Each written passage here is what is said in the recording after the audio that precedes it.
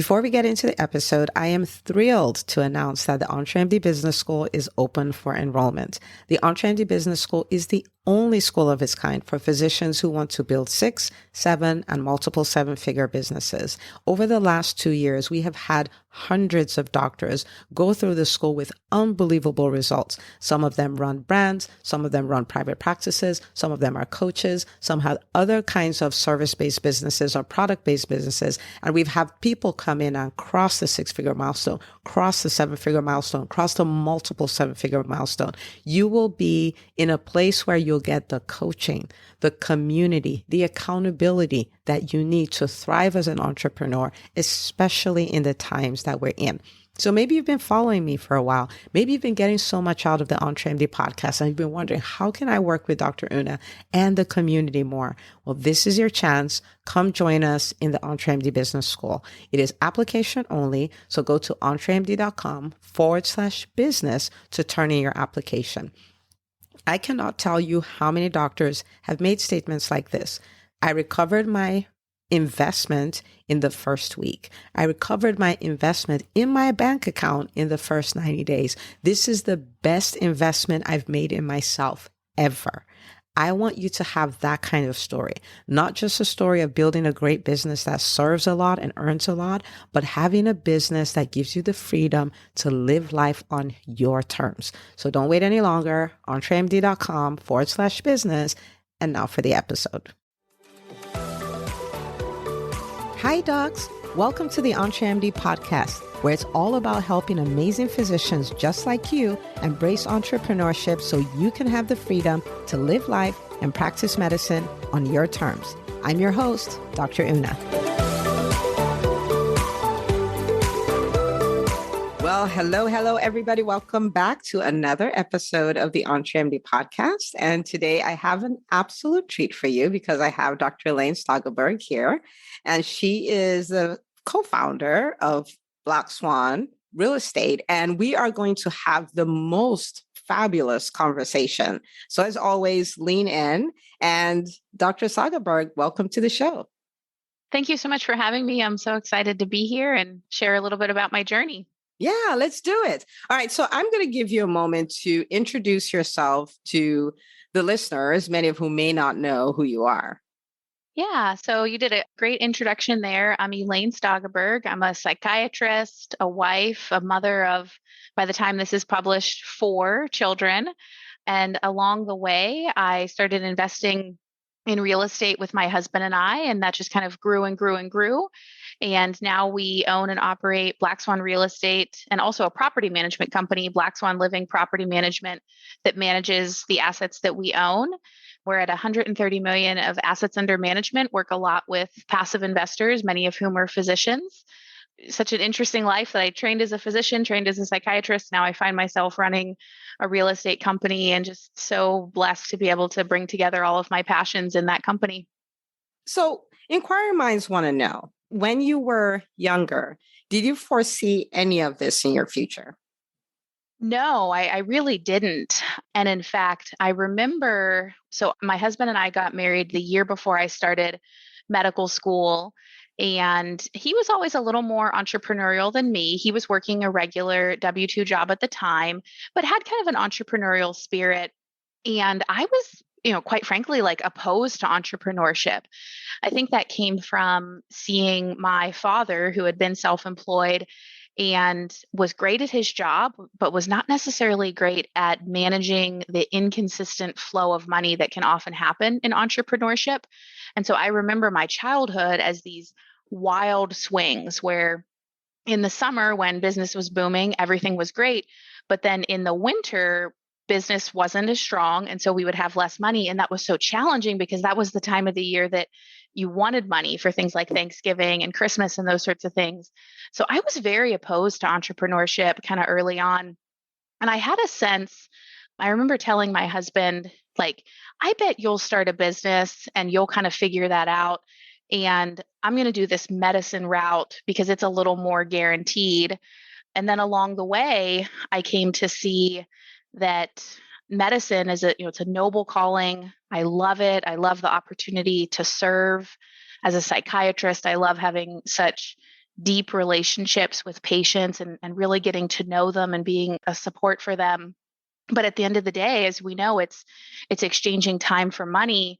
And I was able to see as I was going through medical school and residency training, but I was also helping my husband to build this real estate business, that the unlinking of time and money, as we talk about so much in entrepreneurship, was such an important piece to security. And then I was able to shed kind of a lot of those insecurities that I had developed in childhood around the mismanagement of the flow of money, and then really lean into entrepreneurship and just love it so much. Even when I chose my specialty as a psychiatrist, a part of the constellation of, many of the reasons why I chose that specialty is because I thought that would be an easy specialty to open my own practice, as opposed to, say, a surgeon where you might need to be a part of a larger group or have hospital privileges. So even, as I was approaching making a specialty decision, I was already thinking more like an entrepreneur.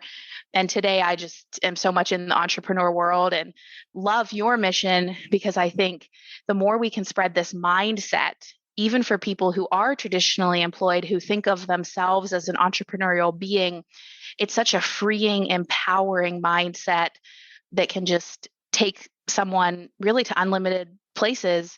And I'm so excited that I was able to overcome some of my early fears of entrepreneurship. Wow. I've heard many parts of your story. I didn't know that part about being opposed to entrepreneurship. And I think Mm-hmm. that's really fascinating for everyone to hear, because you go from that to this person who runs multiple companies and to 130 million under management, which is completely different from where you started from. And so I would like to start with that mindset piece, right? You talked about that. So how did you make that transition from entrepreneurship, I'm just flat out not doing that, to fully embracing it? Because those are polar opposites.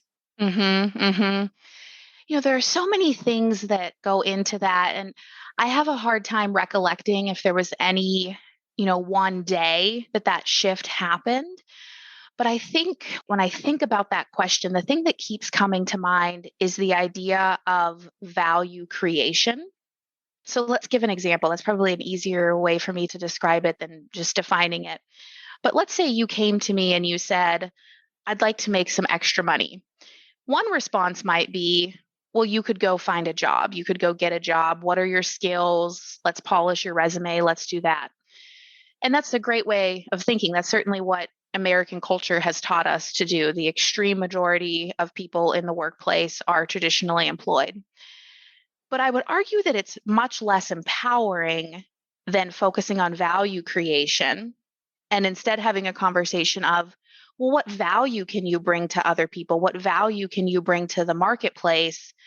Because number one, that's so self-empowering. Isn't that so much more exciting than, okay, well, let's dust off your resume so that you can prove to someone else that you're worth it, so that you can kind of fight for a job and all of the things that go into an interview process, versus what value do you have? Let's shine that up and let's go display that to the world, which could be in an interview process, absolutely.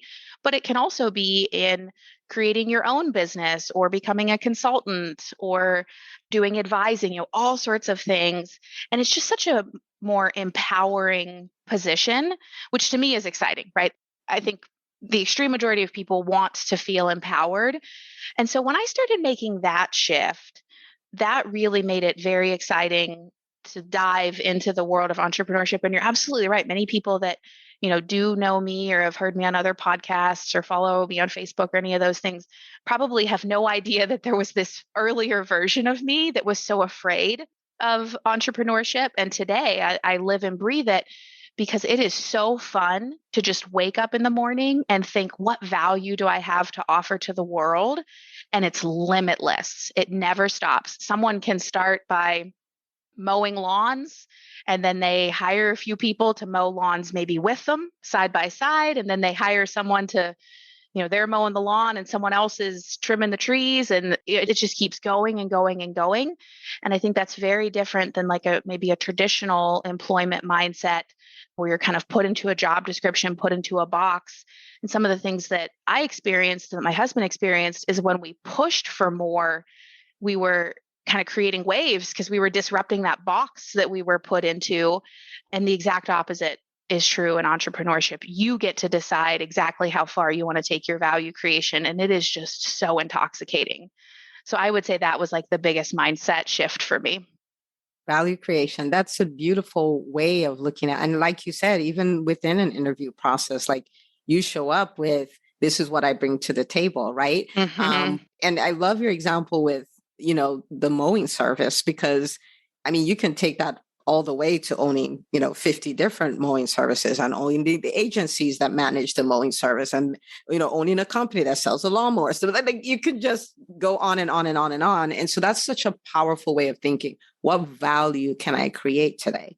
Mm-hmm. Now, are there any habits that you had to adopt to shift your mindset? Or did you figure out about this value creation? You're like, so what have I been doing all this while? I got this now. Like, was that a struggle to make that shift, almost like make it permanent? Because I find in the beginning, you start learning things, but the self-doubt still creeps up and all of that. And you learn more things, and you get to a point where you're like, no, like even in the midst of this doubt, we're doing what we're doing. We don't let it stop us.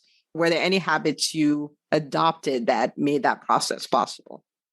That's an excellent question. And I'll just say to the listener that you're absolutely right that it's an ongoing process. I don't think anyone on the entrepreneurial journey kind of feels like we, quote unquote, have made it or have arrived or anything. I think we're always looking for the next step. I think that's like, again, what keeps it so interesting, what keeps it so intoxicating. Of course, there are some days where you just feel like, man, I just crushed it today. Like I did everything I wanted to do and I feel so accomplished. But then you have to keep having that feeling of, I want to do better and better. So I took a lot of the skills that I learned as a physician and particularly as a psychiatrist around leading teams and taking a situation, quickly assessing that situation, getting both subjective and objective data, hearing from multiple stakeholders. Maybe you hear from the patient, a family member, a nurse, someone in allied health. You make a plan and then you lead a team around that plan. And believe it or not, that is like 99% of entrepreneurship, which I love that you expose physicians to entrepreneurship because we are so poised. We are 95% of the way there. And those last little tweaks are easy peasy. They're all about mindset. And then the next thing is just being around people that believe that it's possible, being around someone that says, to my example, if I said, I'd like to have some impact or to make some income today or something, to have that person reflect back to me, well, what value can you create? Instead of, maybe something like, are you able to go get a job somewhere, which is more of like a desperate feeling versus I'm in charge of value creation. So taking the skills that I learned as a physician, surrounding myself by like-minded people, which is a theme that, everyone says over and over because it's so true. And then really having discipline around my time. When I look at non-physician entrepreneurs, that's a thing that I see that perhaps they struggle with more. But I think as physicians, we have been just honed to use our time very efficiently, to be very organized. And so we have that competitive advantage. And I just have to keep that skill sharp. I love it. I love it when people talk about physicians actually being set up to be great entrepreneurs, right? Because Mm-hmm. the common thing is, doctors suck at entrepreneurship. I'm like, no, they don't. We've been trained. We have a certain, work ethic and exposure that we've had that just gives us the potential to be great entrepreneurs. We're just missing a little bit. I want to speak to that for a second because I totally agree with you that I feel like that is the common narrative. But we have to remember that going way back, hundreds of years, healers and physicians were entrepreneurs. They lived in a community and they might have been the only physician in that community. They took care of everybody and everything.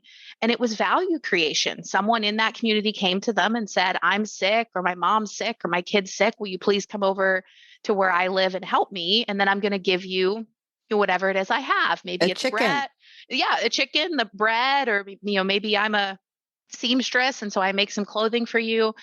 And it's really only ever been in the last 30, let's say 50, if we're trying to be really conservative, 50 years that we've kind of moved away from some of that entrepreneurial spirit in medicine. But that is not a long time in the history of medicine. And we're already seeing maybe this doesn't serve our profession as well as we had hoped it would. And there are reasons why we've moved that way, that hospitals are more complex. The equipment and the medicines that are needed are more complex than, say, 100 or 500 years ago. But we have the culture ingrained in us over hundreds of years that we're entrepreneurs. We've kind of moved a little bit away from that. And we're already saying, wait a second. Let's go back to what value can I create for my community? How can I heal in my community? How can I give in my community? And go back to our roots. Go back to our roots. I love it. Love it. Now, when I think about what you've accomplished, right, it's really big. It's really out there, which is great. And somebody listening is probably like, I've wanted to scale. Maybe I bought into the lie that wanting to do more is greedy, or I can't do this, or I'm not an entrepreneur. And I'm saying, like, wait a minute, that's not actually true. What would you say to the person who's thinking of scaling, who's thinking of doing stuff on a larger scale? Where do they start from? What should they do? That's a question that I still at times struggle with. I'll be very vulnerable in saying that. I struggled with it much more, say, maybe 2 or 3 years ago, of feeling some sense of, maybe I am becoming greedy, or when do I stop, or when does this get too complex, or why do I want more? Kind of all of those feelings of shame and guilt and maybe confusion. Aren't I supposed to just go sit on a beach and just do that all day? Isn't that what I've kind of worked for? And I went to a seminar, and it was a Tony Robbins seminar. Let's give credit where credit's due. And Tony talks about value creation, and that the world is screaming, I want more of you. I want more value. I want more of the opportunities that you can create and the impact that you can create. And I had heard something in a separate speaker about, first you create what you need for your own family and what you need right now, right? Build a sense of financial security, then a sense of financial independence. And then you have the opportunity to create for others and to create for the future. And I think when people hit kind of that middle point where they have financial security and maybe even have financial independence, that's where the narrative can start of, you're greedy for wanting more, or it's too complex, or it's not possible, all of those sorts of things. But there's so much more opportunity out there. And I would argue, I'm certainly not like far down the road of creating for others and for the future, but I am more in that world than just creating for my own family at this point. It is so much more fun. It is so much more fun to wake up every day and say, I have everything I need. How can I help the next person? That's what keeps it interesting. That's what allows me to wake up and say, I don't need to make money today, but I get to impact people. I get to move the needle for people. I get to lead and serve and deliver value. We launched the Stageberg Family Foundation last year, like something I never thought possible. So I get to give away certain parts of my business in order to fund our charitable giving. And that's what really keeps it motivating for me, is being outward focused, being focused on others, and being future focused. And then again, just knowing that it's possible. One thing I'll say to myself when I feel that sense of like overwhelm, or I can't do this, or it's too complex, is I'll say, well, so-and-so is the president of the country. So I can do this. Like, if someone can run a country, I can hire the next employee. If someone can run a country, or I talk to Elon Musk a lot in my head. Like, if Elon can get us to Mars, I can figure whatever it is that I'm figuring out. So I sort of make it humorous. I sort of remind myself that we're all human. We're all on this journey. We're all just sort of figuring out as we go. And there are other people that have done harder things, more complex things, riskier things, whatever. And if they can do it, so can I. I just have to keep reminding myself that it's possible, and being with other people that remind me that it's possible. Okay, this is so good. And I want to say thank you for being vulnerable with this, right? Because somebody will look at you and go like, wait, she has doubts. She wonders if she can do this, Oh, yeah. And I love that you're sharing that piece of the story. So, because it normalizes it, right? Absolutely. This is the entrepreneur's experience. And I love your version of, if the president can run a whole country, then I can figure this out. I remember being so overwhelmed because, I was having one of these employee moments. And I was like, Mark Cuban has 150 companies. He has more companies than I have employees. What is my problem? That's what I right. mean? That's Like, right. so what is the problem? Right. And so, Right. I love that you talk about that too. And you talked again about being with people who remind you that it's possible. And so I get the sense that for you, the power of community is really a big deal. But in the physician world, a lot of times I think we're more isolated, more independent of community than, entrepreneurs generally. And so someone who's listening to you, but doesn't have that circle, doesn't have that tribe, doesn't have people that would remind him or her of what is possible. How would you advise they go about starting that process of building their own network and, building it, not necessarily a team, but building a tribe of people that would help them continue to dream big and all of that? Well, so first of all, if someone has heard that question, they're a lot of the way because they're listening to your podcast and they know that you exist and that everyone that you interview exists. So we're real live people. I promise you, I'm not some super sophisticated robot that, lives in your basement or something like that to interview here today. I have found a great deal of community on Facebook and social media. There are so many groups out there for physicians interested in entrepreneurship, physicians interested in real estate, physicians interested in starting a coaching business or starting a side gig. There's lots of community out there. And then another thing I would say, maybe someone's thinking, oh, I don't do Facebook or I don't want to do social media, is just start asking around. And I think people are generally surprised that other people, say in your, work lounge or at the office or wherever, other people often have these same ideas and everyone's kind of afraid or ashamed to talk about them. It's kind of a sad example, but it's like similar to miscarriage. Like many women in reproductive age have a miscarriage and no one talks about it. And that one woman that said, hey, this happened to me, then all the other women in the room raise their hand and say, me too. Very similar with entrepreneurship or creating passive income streams. People are interested in it, people are doing it. And there's unfortunately at times kind of a hush hush. But if you can be the one that takes that leadership role and breaks the ice, I think you'll find people right in your own hospital, right in your own clinic. And if that doesn't feel right to you or it doesn't feel like it's the right time, then look for these people on social media. With social media, we're so well connected. Hopefully in 2022, COVID is settling down and we're able, to start doing conferences and things in person again.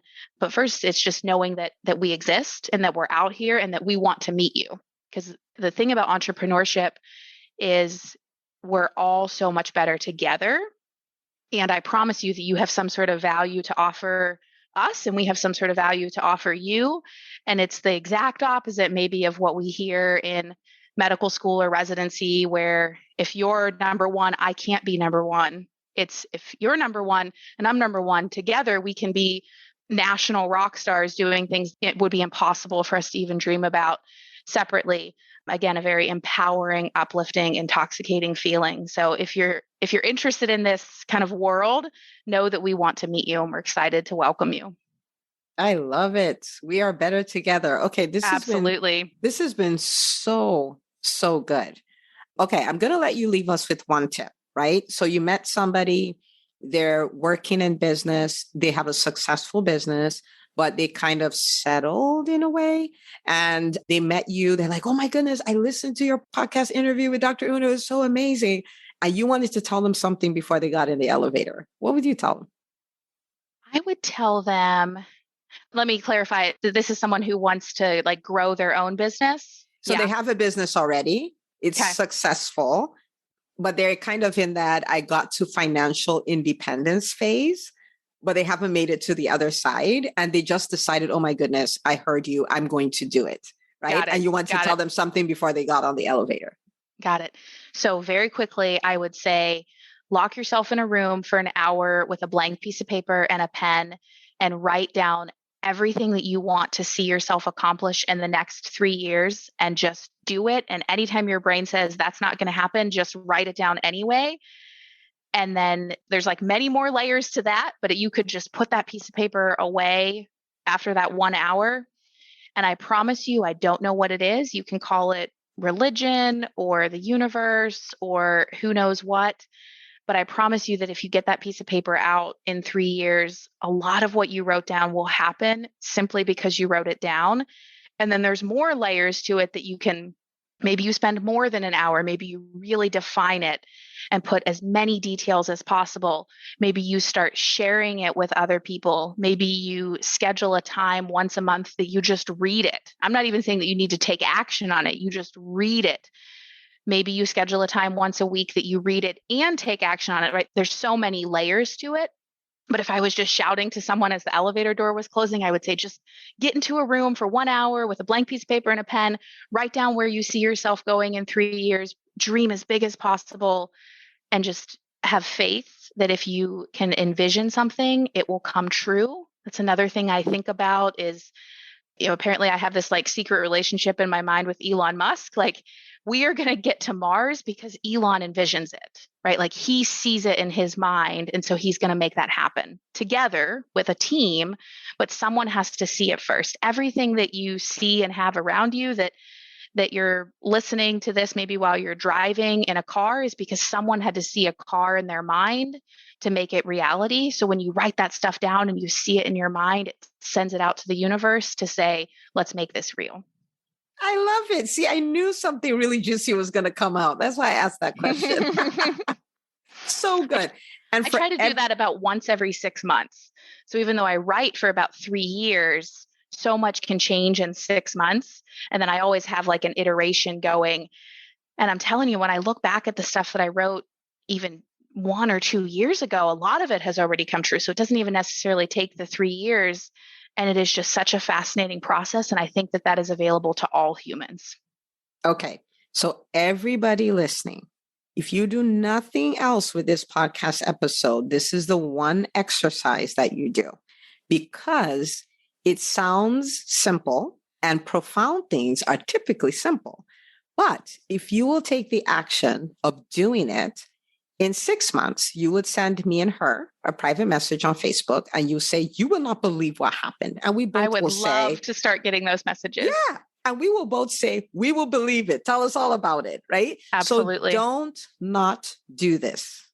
Don't not do this. Do this. Okay. All right. Dr. Stageberg, people are going like, she's amazing. Thank you, Dr. Una, for bringing her on. Where can they find you? Our website is meetblackswan.com. That guides people to the homepage for our website, Black Swan Real Estate, also our weekly newsletter, our Facebook group. You can block a time on my calendar. I try to be very open and I just allow 30-minute appointments on my calendar to get to know people, hear about your real estate goals, answer any questions I can answer. And then any investment opportunities we have are on meetblackswan.com as well. Awesome. Meetblackswan.com. Join the Facebook group. Remember what she said about community.